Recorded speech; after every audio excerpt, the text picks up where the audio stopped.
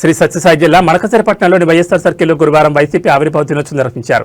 ఈ సమయంలో ఓ ప్రజాప్రతినిధి భర్త మరో నాయకుడి మధ్య మాటలు పెరిగాయి.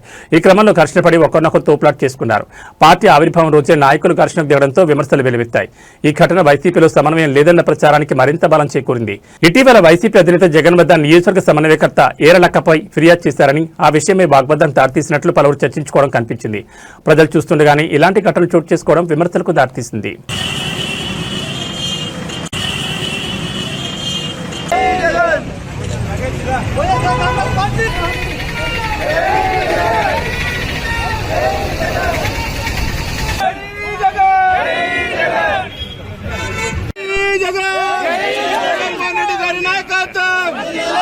जगनमोहन रेड्डी गारी नायकत्व వైఎస్ఆర్ కాంగ్రెస్ పార్టీకి వైఎస్ఆర్ కాంగ్రెస్